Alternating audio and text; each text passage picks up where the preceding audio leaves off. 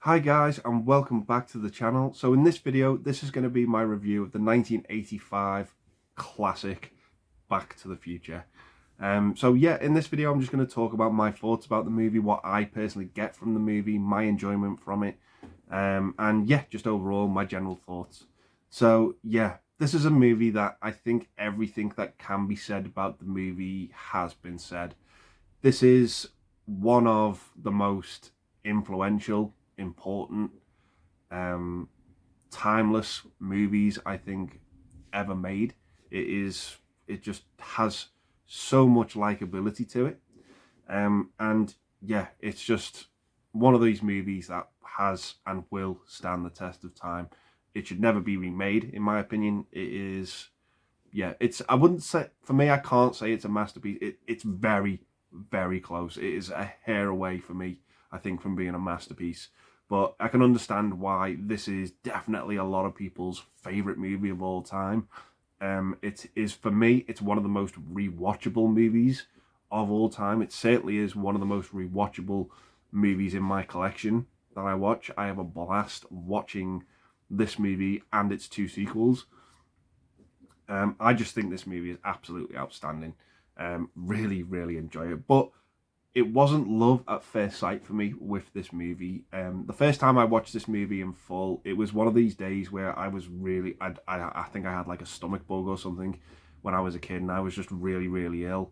And I was given an early Christmas present. It was December at the time, and I was given an early Christmas present, and it was the Back to the Future DVD trilogy.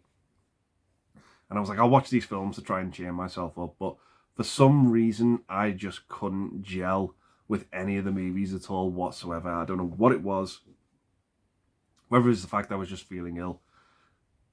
Didn't work for me at all. Didn't enjoy the movies. Borderline, I just was really generally upset with them. Didn't like them at all. And then years later, I went back to them and watched them under a completely different light and a completely different mindset. And I saw them for what, for me, in my opinion, what they truly were and what the world saw with these films. Just absolutely amazing. For me, it has, I don't know, probably the best on-screen chemistry ever between two actors, Michael J. Fox and Christopher Lloyd. I've just, it's almost like a ballet of acting with these two characters, because they just work together so well, so well. It's got a very, very awesome story about this young lad. Marty McFly has to go back in time and make sure that his parents hook up and get together and become married and have a family to sort of save his existence. And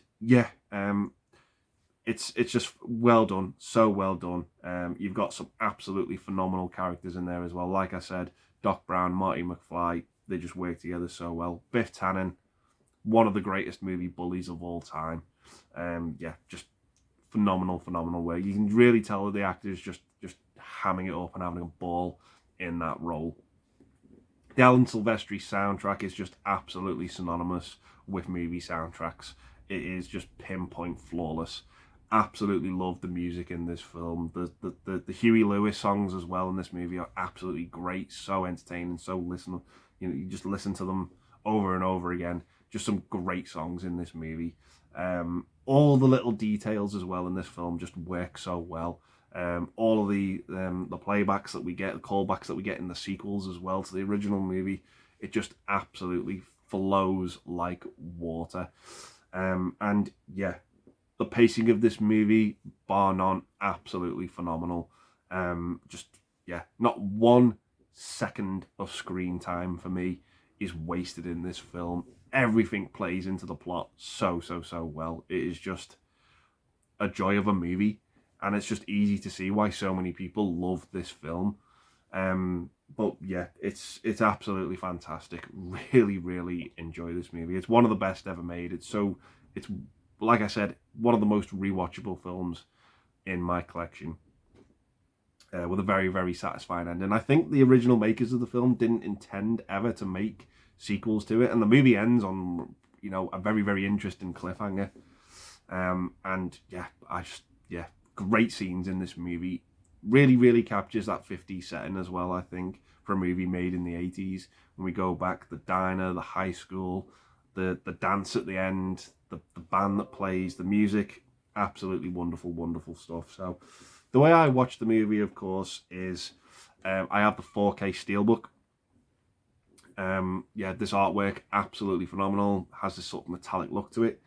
But the 4K of these movies, particularly the third one, I may review the sequels on another day, but yeah, 4K, if you've got the capabilities, 4K is definitely the way to go with Back to the Future.